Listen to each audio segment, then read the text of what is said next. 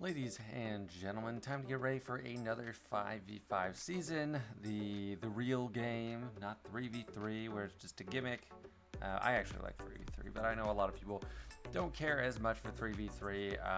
But as always, we got a different landscape. This video is mainly about Kyber, the cutting edge of the game and the part of Grand Arena where it changes season to season because datacrons are ubiquitous, they're everywhere, and the top players use them with great selectivity, and there's usually anyone I face has a lot of them.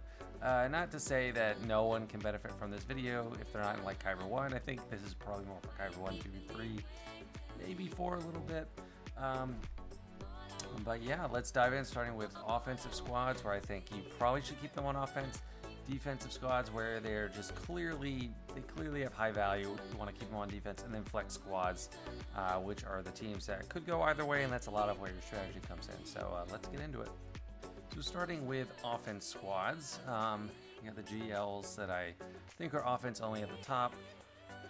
Slicker right now, I think there's a lot of value in the full first order team just to shut down turn meter, especially facing Balin. And there's other comps. If you're gonna take on Lei, you probably need Geonosian Brute Alpha, Armorer, Tank, Hux, or something like that. But adding non-first order definitely it messes up Hux's no turn meter clause. So if you're trying to prevent that, you need to stick with full first order. And of course, after the first week of GAC, we will have Ray Darkside Vision available, and I anticipate Slicker doing a lot with just them two, but should also slide in nicely here. I don't know who you take out, first order officer, maybe even crew if you don't really need a tank. I'm strapped for Omicron, so I don't know. The more Omicrons, the better, of course. So it's going to be kind of a nightmare to deal with Slicker and Ray, I'm pretty sure. But we shall see. So JML, I think offense for sure. I don't think on defense, he's too much of a sitting duck for Sith Eternal, and then teams like Reva, Bane, eats him for lunch. But they have a lot of value on offense. You can take out a Leia team. You can take out a Lord Vader team. Sometimes a Rey. And I think if you're taking on Lord or Leia, you need no support. Or you shouldn't have any support characters or healers. So I think Mace Windu is a great fit. With the Jedi Knights, as they are called, we go with Jedi Master Luke in the High Kyber. And for Datacron focus, you want high protection. The level 3 where boost health and protection is great, but the statistical protection boost is the only thing that's going to affect his damage. So pick your priority there. Next we got Sith Eternal Emperor, and this is just an assortment of possibilities that can go with him. You could just go solo, or you could go him and just Sith Empire Trooper. Him and one Armorer. Geo Brute Alpha is also nice in there if you are using Armorer, so it's just kind of like a pick your poison. This has an outside chance at like JMK. It's kind of tough, but it's kind of a desperation move sometimes. What I end up usually using C4 is taking on a high-tier non-GL team and just solo it. Lord Vader, great for Jabba, for sure. Jabba is no slouch. Jabba is perennially a defensive threat, so you need to always account for him. My way of doing that is Lord Vader. I think you want high potency in either the Maulcron, high potency in the Maulcron, or you could try to do the Piet Cron. However, Piet, and that's where you want Piet to die, but it's hard to get Piet to die unless you put him with a mismatched team like Rey or something, but that kind of messes up a lot of things. Bane, of course, always on offense. Queen Amidala is so good that I think she demands Bane, and that's where I typically budget him for. Sith Empire Trooper is my choice companion for him. I don't have an R9 Sith Assassin or Talon or anything like that, but just high health on the Datacron. Crit damage is nice too, and you're going to be fine. He's amazing. This is going to be interesting. I mean, I know I said Lord Vader for Jabba, but Aphra actually has a good shot at Jabba this season with the Dengar Cron and B2. So B2 helps control that buff, the one that looks like Gam Guard. I forget what it's called, but it helps control that buff. Dengar helps control the damage, or get a lot of damage out there. And yeah, once you get boost down, it's actually kind of easy if they don't have enough ultimate charge already. We're getting towards the cleanup teams. Maul Super Commando and Car, I mean, in theory, they were sensational when they got the rework for ISC, but in practice, the best I've gotten out of them is like JMK cleanup, which is nice, but it's very situational.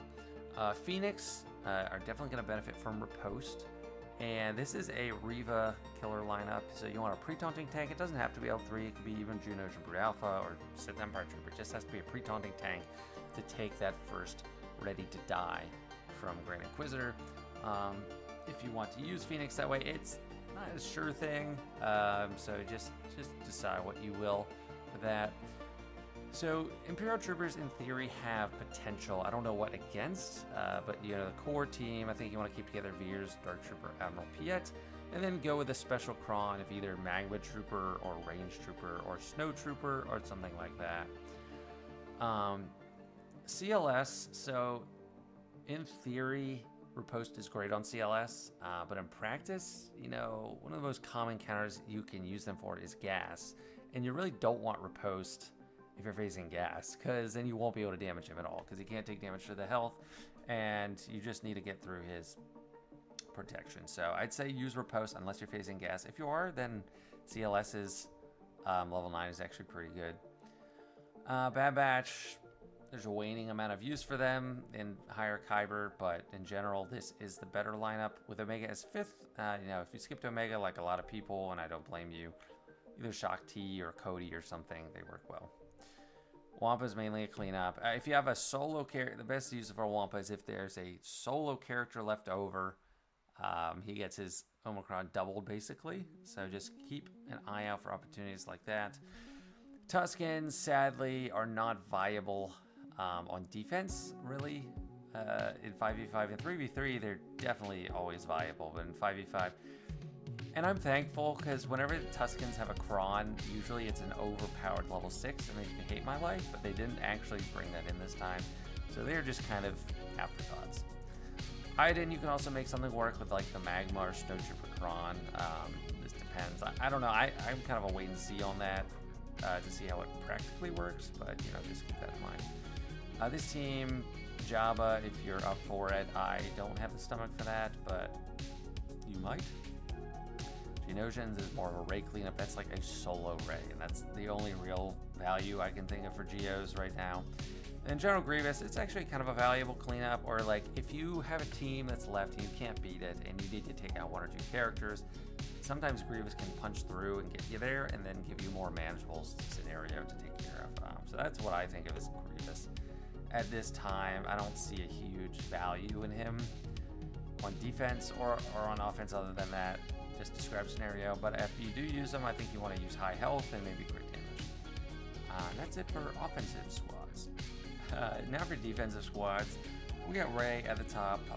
Rey's pretty much the only permanent defensive recommendation I usually have. She does have value in offense too, but she is quite annoying right now with Ezra Exile there. So one particularly annoying comp I think you can run is Ahsoka Fulcrum, and either you can have Cal Kestis in there, not necessarily mandatory with the Fulcrum Con, and crit avoidance level 6 in bulk. That's going to be on the level 3. That's going to be quite annoying to deal with. Fulcrum I am watching with great interest. There's multiple different potential applications, and they're all kind of scary. This one is kind of a gimmick. I don't know if this would actually work, because having any dark side character in there does turn off Force Dyad, which is not great for Ben's unique, but for Ben's value. But Admiral Piet can die off pretty easily on a raid team because he's the only one not protected. If you have Cal in there, he's protecting most of the others. Ezra's harder to kill just because he can't be assisted on, and they might end up killing Piet and not be able to avoid it, and then you're all juiced up with lots of extra offense. That's kind of a gimmick. I don't know if that's actually going to work or not. So Leia, you want to go with the triple. I think if you're putting them on defense, or if you are using the Fulcrum Cron, I do think you want to put them on defense. You want to use the Core 3, Leia R2 Drogon, and then Fulcrum in there, of course. I don't know what the 5th needs to be. Maybe the Jedi Rebel tanks, so Kanan or Old Ben. Because usually most 4th and 5th combos have something to do with each other, like Admiral Raddus and Jin, or, I don't know, Cherub and or Kanan and Old Ben. But I don't know. I don't know if the 5th really matters too much, but a tank just kind of helps protect the Fulcrum. Saw, I think Saw is the definite destination for Luthen. So you put them together, it's really hard to deal with unless you use some extremely strong team. The best team, if you can spare Captain Rex, you can put him there. Baze is probably the best tank you could run here. Conquer Time for offense. I mean, if you really feel confident in Fulcrum being on Leia and you don't think you need Drogon, Drogon is kind of a nightmare. So you could use Drogon instead of Kyle, or even Baze, just go full attacker, and that would probably be the scariest. Queen Amidala, super strong team. Most people just use Bane for it, but if you don't, then you might be sorry. Bulk level 3 is the best way to go. I like Shakti and Echo Comp. Also Tech and Echo Comp is not too bad. Either way, you're getting some days. And Shakti adds a lot of support. You know, the clans, the offense up. You know, it's nice. Zori, I think more and more is not quite as valuable unless you have Rose Omicron. Rose Omicron definitely adds a lot. I think you want the bulk level 3, maybe potency or something. And they actually, you know, they have some value on offense. Last season I was using them against Radis Kron, but since that's no more, I'm not sure exactly what to do with them. Admiral Trench. If you run Trench in Kyber 1 or Kyber 2, you probably need to throw Watt with them to give them any kind of bite. I think the best combo for abilities is the Django level 9, the Stun on the level 6, and TM on the level 3, because this team's more about, if you're getting out in front of them, I don't think the bulk is necessarily going to help. I think the turn meter helps if they get a move on to really run around you. So that's just my thought. Qui-Gon, definitely don't run Keller and Beck lead. He's kind of obsolete in 5v5. He's not good enough for a Grand Arena, just territory war. So you want Qui-Gon, Anakin, and Cam are the core 3. Keller in there, and then Mace. You know, it depends. Mace, Barriss, Shakti, General Kenobi if you want to spare him. All good options, but I think you want the bulk level 3 and armor penetration. Mercenary, this is kind of just like a, I don't know. I don't think this is viable with Bam in there. I think Bam's too valuable. You need him with Bo-Katan, Mandalore. But Han, I think you can spare in a lot of cases. Like the CLS team standard isn't getting used as much. But Dash, Hondo, level 9. L3 is a tank. Han, they're all mercs. You could have another mercenary instead of Bam, but I think this would... The catch to it is, or what's tricky about it is you have 2 high initiative characters. Han gets the stun right away. Hondo gets the ransom or captive or whatever it is right away if you have the Omicron. And then with his Datacron, he can really ramp up, and it's going to be hard to, you know, you can either focus on Han or Hondo, and you got L3 taunting and preventing you from targeting who you want, and then Dash can do his AoE and really do some damage. So I think it's an interesting potential. And then this one, I don't know how this would work. I mean, Sortikron, BB-8 and T3 for the turn meter and the armor penetration. A damage dealing droid like BT1, and then Hu Yang just because he's new and people don't understand him very well, but I don't know how valuable that's actually going to be. I just wanted to put something with Sortikron there. And that is defensive squads. And for flex teams, we have some of the best GLs, probably. JMK is just perennially valuable. I think what you want right now with him is the orange set bonus turn for the level 6, because both sets have it, but the orange one has the light side abilities, so you can get the bulkiness there. And JMK is going to be, you know, it's going to be a pretty strong team. You get the insta-kill with Kat, and then she gets to swap to someone else right away, so it's a really nice combo. I like Ahsoka Snips, GK, and Padme. Leia, one of the other best GLs. It just depends. I mean, 3PO and Chewing Captain Rex is what I've been using in Arena, just because I think it's probably the most potent combo. But if we already talked about the Fulcrum comp, you could run Admiral Radis and Jin. I don't think they're too valuable right now, so they could be spared and go in there. It's especially valuable in offense, but I don't know. Riposte is nice with 3PO and Chewie, and you know, R2 is Thistle. It's just going to be a strong team. Going to be tough to deal with. Jabba, I think you want the Mercenary level 6 and the Stun in particular. And Tank Revive, probably not the best. I mean, the Bulk is limited value, but Bulk or Tank Revive, one of those two. On offense, I'm not sure what the best value for them is, but on defense, it's something they have to account for, so who knows. And here's one I don't have, so I don't have experience with, Galactic Legend Ahsoka Tano with her prescribed group. You could also run Fulcrum here. You know what? I didn't actually put her in this lineup because I'm not sure who you remove. Maybe General Syndulla, maybe Hu Yang. I don't know. I don't think you'd take away Padawan Sabine. Definitely not Ezra if you have Galactic Legend Ahsoka. But this is just really hard to beat this team, even if you have the right comp, because Ahsoka is so hard to kill. So you don't even need her Kron specifically. Just a good level 6 and her Spectre, not Spectres, Ufus, and you're good. So Balin. The first 3 are pretty set in stone. Balin, Shin, and Merrick. The last 2 are up for debate. You know, I showed the Dash team, but I'd rather put Dash with Balin. I think Han is a nice mix-up there, but also Hondo. So if you don't have the Balin Kron, specifically that Whale Kron for him, Hondo Kron's a great option. You got Hondo as an option. You got, I mean, Han, not really. That's not really that valuable. He's level 9, but Shin is nice too. But I think Dash and Hondo might be a good combo as well. And so the thing about Balin, he is, people do know kind of how to beat him on defense, but you can still fail in that. It can be a pretty clear Slicker draw or Reva draw. I might switch to using them on offense if I start with defense, if they just get rolled over so much, because they do have a lot of potential on offense against lots of teams. So it'll be fun to use them. Seer with Malicos. Yeah, I think for Rey, you know, you'll want Smash Bros. So you could do this. Or you could run the Fulcrum Kron as I originally showed it, but if you see a Rey with Ezra, this is probably the best value. With Starkiller Kron, Starkiller's unique is not active on this team, but he does have the AoE Dispel for crit immunity, and then Malicos does a lot of the damage, and Starkiller assists, and it's a lot. Bo-Katan, great for offense, sneaky on defense, because not a lot of people are used to seeing her, but she has high value.